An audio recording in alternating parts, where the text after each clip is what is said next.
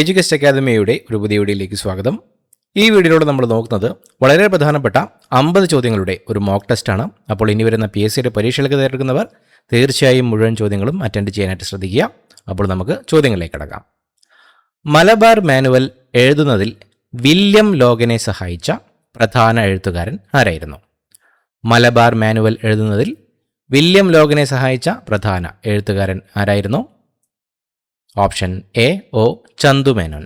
ചന്തുമേനോൻ ആയിരുന്നു മലബാർ മാനുവൽ എഴുതുന്നതിൽ വില്യം ലോഗനെ സഹായിച്ച പ്രധാന എഴുത്തുകാരൻ. ചന്തുമേനോൻ മലബാർ മാനുവലിൻ്റെ രചനയിൽ വില്യം ലോഗനെ സഹായിക്കുന്ന സമയത്ത് തലശ്ശേരി കോടതിയിൽ ഗുമസ്തനായി ജോലി ചെയ്യുകയായിരുന്നു. പിൽക്കാലത്ത് അദ്ദേഹം സബ് ജഡ്ജിയായി ഉയരുകയും ബ്രിട്ടീഷ് സർക്കാർ അദ്ദേഹത്തിന് റാവു ബഹാദൂർ എന്ന പദവി നൽകി ആദരിക്കുകയും ചെയ്തു. മലബാർ മാനുവൽ ആദ്യമായി പ്രസിദ്ധീകരിച്ചത് എന്നാണ്? മലബാർ മാനുവൽ ആദ്യമായി പ്രസിദ്ധീകരിച്ചത് എന്നായിരുന്നു? Option B 1887. 1887 മലബാർ മാനുവൽ ആദ്യമായി പ്രസിദ്ധീകരിച്ചത്. മലബാർ എന്ന പേരിൽ മദ്രാസ് സർക്കാരിൻ്റെ നിർദ്ദേശപ്രകാരമാണ് വില്യം ലോഗൻ ഈ ഗ്രന്ഥം 2 വാല്യങ്ങളിലായി 1887 ആദ്യമായി പ്രസിദ്ധീകരിച്ചത്. പിൽക്കാലത്ത് ഇത് മലബാർ മാനുവൽ എന്ന പേരിൽ അറിയപ്പെടാൻ തുടങ്ങിയത്.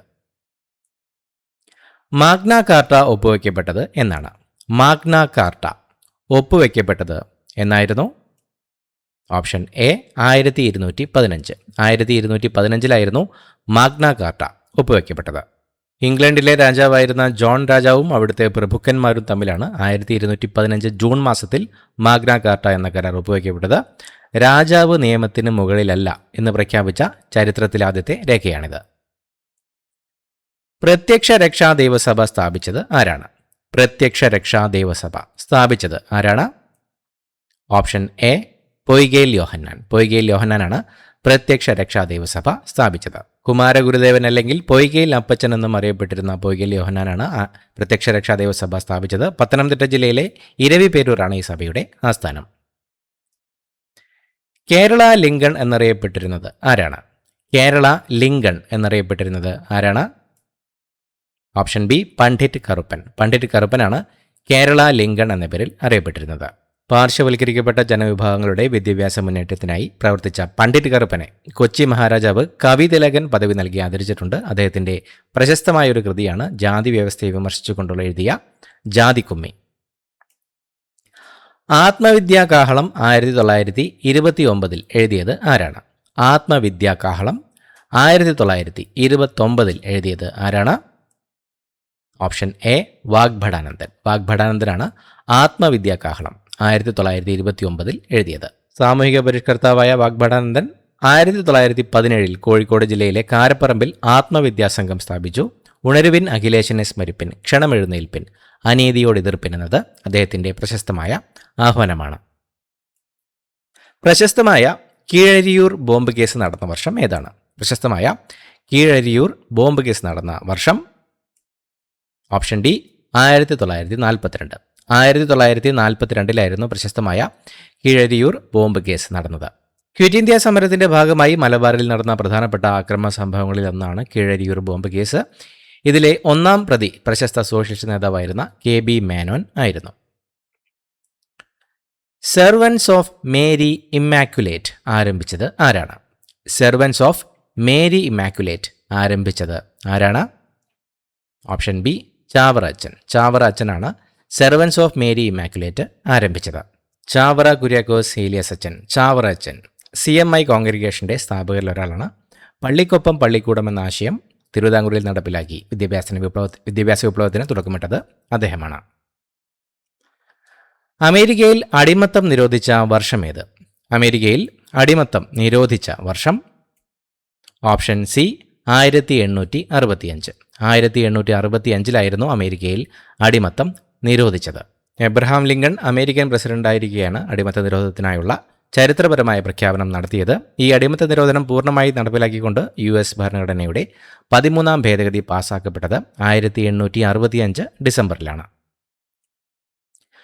ഐക്യരാഷ്ട്രസഭയുടെ ആഗോള മനുഷ്യാവകാശ പ്രഖ്യാപനത്തിൽ ആരോഗ്യത്തിനുള്ള അവകാശത്തെക്കുറിച്ച് പരാമർശിക്കുന്നത് ഏത് ആർട്ടിക്കിളാണ്?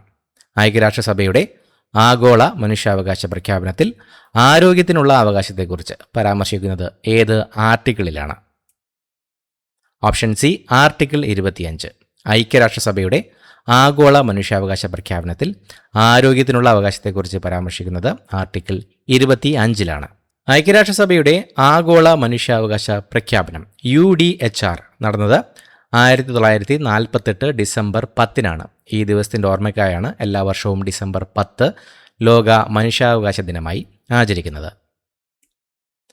1915 കല്ലുമാല സമരം പൊട്ടിപ്പുറപ്പെട്ടത് കേരളത്തിലെ ഏത് ജില്ലയിലാണ്? 1915 കല്ലുമാല സമരം പൊട്ടിപ്പുറപ്പെട്ടത് കേരളത്തിലെ ഏത് ജില്ലയിലാണ്? ഓപ്ഷൻ ഡി കൊല്ലം. 1915 കല്ലുമാല സമരം പൊട്ടിപ്പുറപ്പെട്ടത് കൊല്ലം ജില്ലയിലായിരുന്നു. അയ്യങ്കാളിയുടെ നേതൃത്വത്തിലാണ് 1915 കൊല്ലത്തെ പെരുന്നാട്ടിൽ കല്ലുമാല സമരം നടന്നത്. കീഴ്ജാതിക്കാരായ സ്ത്രീകൾക്ക് കല്ലും കുപ്പിച്ചെല്ലും കൊണ്ടുള്ള മാലകൾ ഉപേക്ഷിച്ച് മാന്യമായ വസ്ത്രം ധരിക്കാനുള്ള അവകാശത്തിനു വേണ്ടിയായിരുന്നു ഈ സമരം. സ്വാതന്ത്ര്യം, സമത്വം, സാഹോദര്യം എന്നത് ഏത് വിപ്ലവത്തിൻ്റെ മുദ്രാവാക്യമാണ്? സ്വാതന്ത്ര്യം, സമത്വം, സാഹോദര്യം എന്നത് ഏത് വിപ്ലവത്തിൻ്റെ മുദ്രാവാക്യമാണ്? ഓപ്ഷൻ ബി ഫ്രഞ്ച് വിപ്ലവം. ഫ്രഞ്ച് വിപ്ലവത്തിൻ്റെ മുദ്രാവാക്യമായിരുന്നു സ്വാതന്ത്ര്യം, സമത്വം, സാഹോദര്യം എന്നത്. 1789 ഫ്രഞ്ച് വിപ്ലവം പൊട്ടിപ്പുറപ്പെട്ടത്.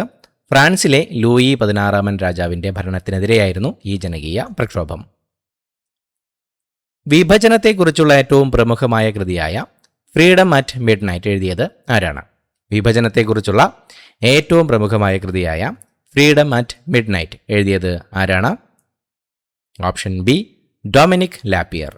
വിഭജനത്തെക്കുറിച്ചുള്ള ഏറ്റവും പ്രമുഖമായ കൃതിയായ freedom at midnight Dominique ലാപ്പിയറിൻ്റെ രചനയാണ്.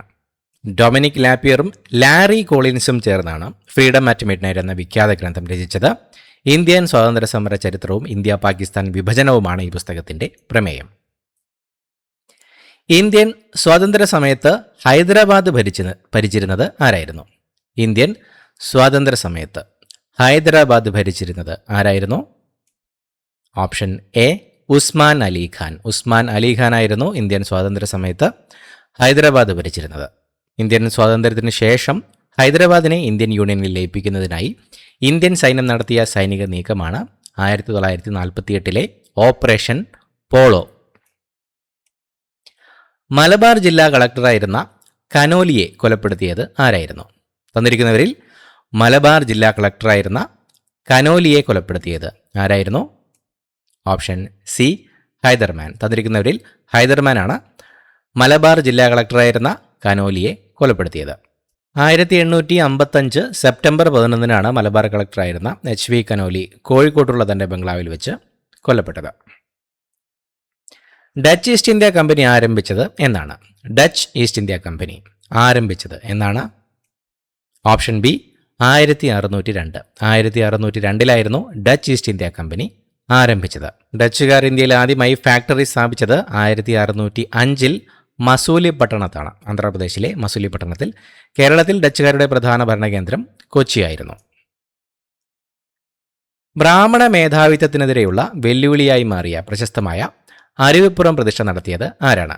ബ്രാഹ്മണ മേധാവിത്വത്തിനെതിരെയുള്ള വെല്ലുവിളിയായി മാറിയ പ്രശസ്തമായ അരുവിപ്പുറം പ്രതിഷ്ഠ നടത്തിയത് ആരാണ്? ഓപ്ഷൻ എ നാണു ആശാൻ. പിൽക്കാലത്ത് ശ്രീനാരായണ ഗുരു എന്നറിയപ്പെട്ട നാണു ആശാനായിരുന്നു ബ്രാഹ്മണ മേധാവിത്വത്തിനെതിരെയുള്ള വെല്ലുവിളിയായി മാറിയ പ്രശസ്തമായ അരുവിപ്പുറം പ്രതിഷ്ഠ നടത്തിയത്. 1888 ശിവരാത്രി നാളിലാണ് ശ്രീനാരായണ ഗുരു അരുവിപ്പുറം പ്രതിഷ്ഠ നടത്തിയത്. ശ്രീനാരായണ ഗുരുവിൻ്റെ ആദ്യത്തെ പ്രധാന സാമൂഹിക പരിഷ്കരണ പ്രവർത്തനമായിരുന്നു ഇത്. ഹണ്ടർ കമ്മീഷൻ നിയമിതമായ വർഷം ഏത്? ഹണ്ടർ കമ്മീഷൻ നിയമിതമായ വർഷം? Option D 1882. 1882 ഹണ്ടർ കമ്മീഷൻ നിയമിതമായത്. വൈസ്രോയി റിപ്പൺ പ്രഭുവിൻ്റെ കാലത്താണ് വില്യം വിൽസൺ ഹണ്ടറിൻ്റെ അധ്യക്ഷതയിൽ ഹണ്ടർ കമ്മീഷൻ രൂപീകരിച്ചത്. ഇന്ത്യയിലെ ആധുനിക വിദ്യാഭ്യാസത്തിൻ്റെ പുരോഗതി വിലയിരുത്താൻ നിയോഗിക്കപ്പെട്ട ആദ്യത്തെ വിദ്യാഭ്യാസ കമ്മീഷനാണിത്. പഞ്ചാബിൽ ഭാരത് മാതാ സൊസൈറ്റി സ്ഥാപിച്ചത് ആരാണ്? പഞ്ചാബിൽ ഭാരത് മാതാ സൊസൈറ്റി സ്ഥാപിച്ചത് ആരായിരുന്നു? Option A JM Chatterjee. JM Chatterjee ആയിരുന്നു പഞ്ചാബിൽ ഭാരത് മാതാ സൊസൈറ്റി സ്ഥാപിച്ചത്. പഞ്ചാബിലെ വിപ്ലവ സംഘടനയായിരുന്ന ഭാരത് മാതാ സൊസൈറ്റി രൂപീകരിക്കുന്നതിൽ JM ചാറ്റർജിയോടൊപ്പം തന്നെ ഭഗത് സിംഗിൻ്റെ അമ്മാവനായിരുന്ന അജിത് സിംഗും ലാലാ ലജ്പത് റായിയും സജീവ പങ്കുവഹിച്ചിരുന്നു. ഇന്ത്യാസ് സ്ട്രഗിൾ ഫോർ ഇൻഡിപെൻഡൻസ് എഴുതിയത് ആരാണ്? ഇന്ത്യാസ് സ്ട്രഗിൾ ഫോർ ഇൻഡിപെൻഡൻസ് എഴുതിയത് ആരാണ്? Option A Bipin Chandra. ബിപിൻ ചന്ദ്രയാണ് ഇന്ത്യ സ്ട്രഗിൾ ഫോർ ഇൻഡിപെൻഡൻസ് എഴുതിയത്. പ്രശസ്ത ചരിത്രകാരനായ ബിപിൻ ചന്ദ്ര എഴുതിയ മറ്റ് പ്രധാന പുസ്തകങ്ങളാണ് modern India, India since independence എന്നിവ. ഇന്ത്യയും ചൈനയും തമ്മിലുള്ള അതിർത്തി രേഖ ഏതാണ്? ഇന്ത്യയും ചൈനയും തമ്മിലുള്ള അതിർത്തി രേഖ അറിയപ്പെടുന്ന പേര് option B McMahon line. McMahon ലൈനാണ് ഇന്ത്യയും ചൈനയും തമ്മിലുള്ള അതിർത്തി രേഖ.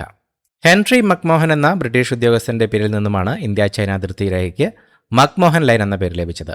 1914 ഷിംല കരാറിലൂടെയാണ് ഈ അതിർത്തി നിശ്ചയിക്കപ്പെട്ടത്. ഇന്ത്യയിലെ ഏറ്റവും വലിയ കേന്ദ്രഭരണ പ്രദേശം ഏതാണ്? തന്നിരിക്കുന്നവയിൽ ഇന്ത്യയിലെ ഏറ്റവും വലിയ കേന്ദ്രഭരണ പ്രദേശം ഏതാണ്? Option C Andaman and Nicobar ദ്വീപുകൾ. തന്നിരിക്കുന്നവയിൽ ആൻഡമാൻ ആൻഡ് നിക്കോബാർ ദ്വീപുകളാണ് ഇന്ത്യയിലെ ഏറ്റവും വലിയ കേന്ദ്രഭരണ പ്രദേശം. നിലവിൽ ഇന്ത്യയിലെ ഏറ്റവും വലിയ കേന്ദ്രഭരണ പ്രദേശം ലഡാക്കാണ്.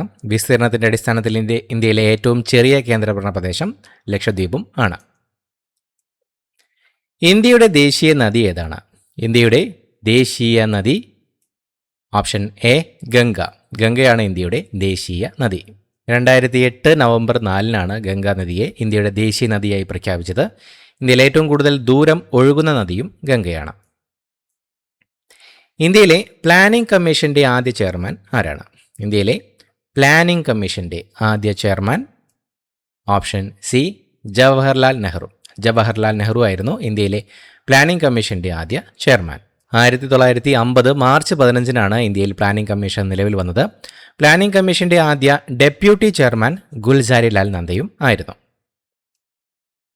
താഴെ പറയുന്നവരിൽ ഏത് ഇന്ത്യൻ പ്രധാനമന്ത്രിയാണ് 20-ദിന പരിപാടി അവതരിപ്പിച്ചത്? ഏത് ഇന്ത്യൻ പ്രധാനമന്ത്രിയാണ് 20-ദിന പരിപാടി അവതരിപ്പിച്ചത്? Option A Indira Gandhi. ഇന്ദിരാഗാന്ധിയാണ് 20-ദിന പരിപാടികൾ അവതരിപ്പിച്ചത്.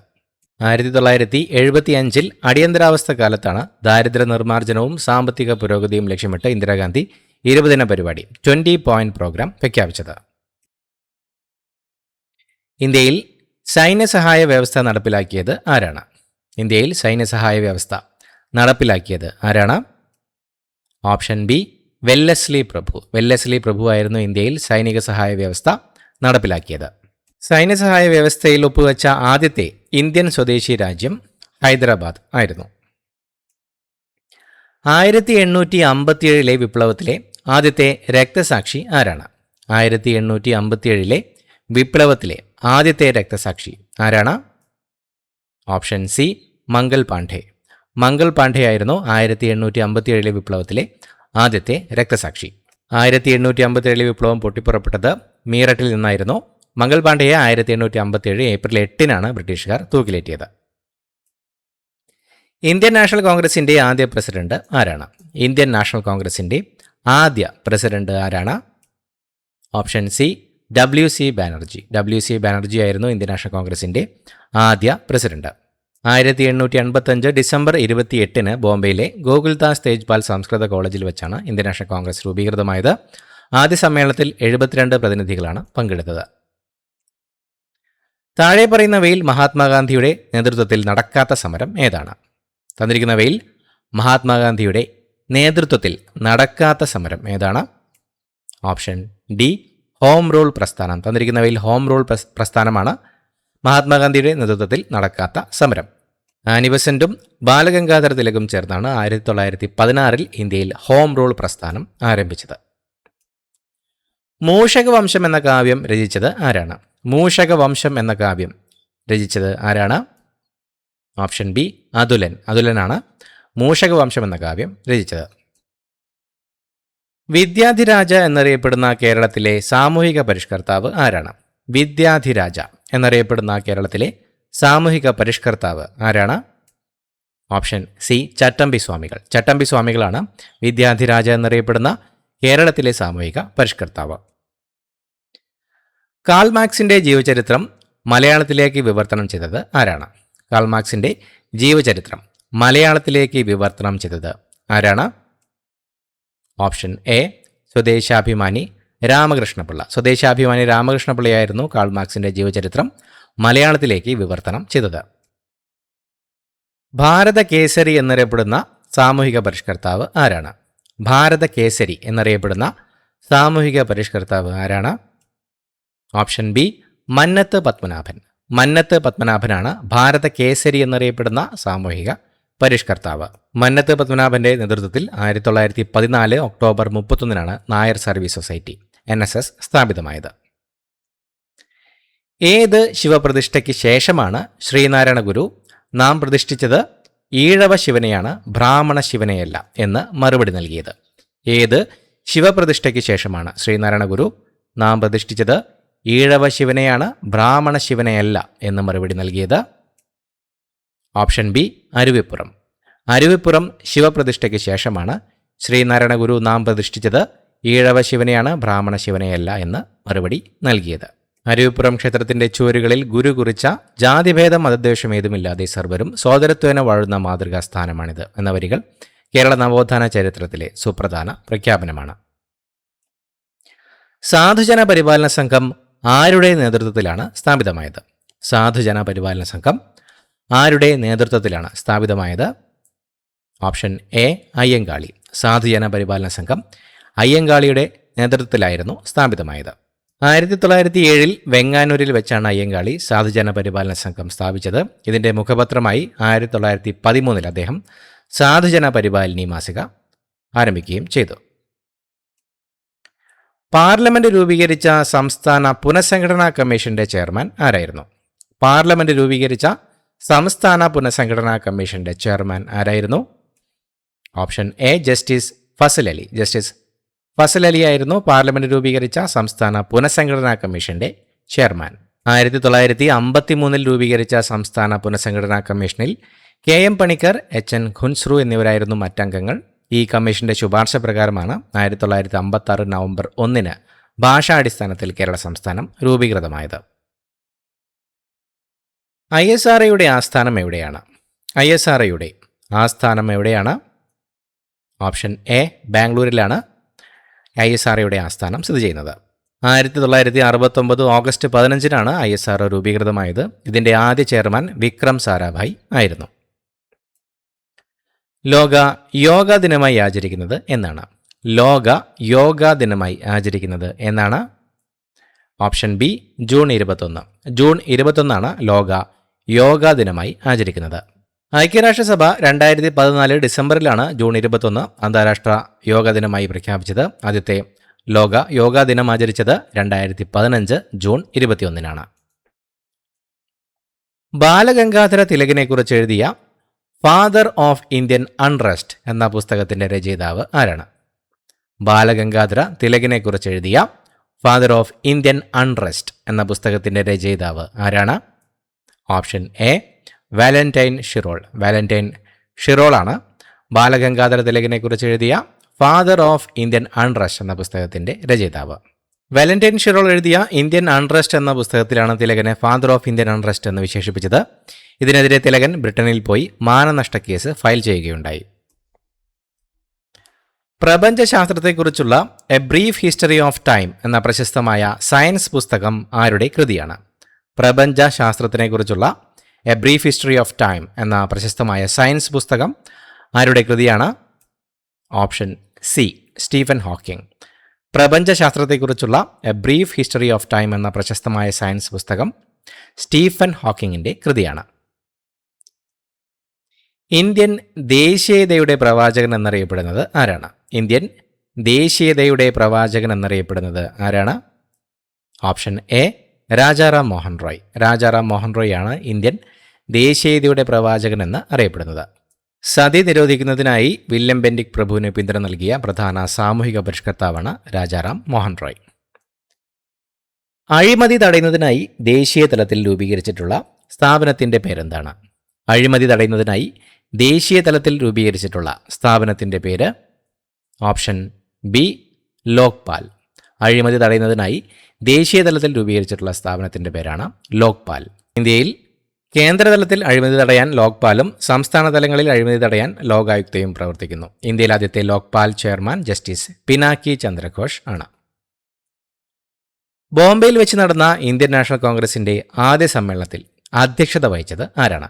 ബോംബെയിൽ വെച്ച് നടന്ന ഇന്ത്യൻ നാഷണൽ കോൺഗ്രസിന്റെ ആദ്യ സമ്മേളനത്തിൽ അധ്യക്ഷത വഹിച്ചത് ഓപ്ഷൻ സി WC ബാനർജി ആയിരുന്നു ബോംബെയിൽ വെച്ച് നടന്ന ഇന്ത്യൻ നാഷണൽ കോൺഗ്രസിന്റെ ആദ്യ സമ്മേളനത്തിൽ അധ്യക്ഷത വഹിച്ചത്.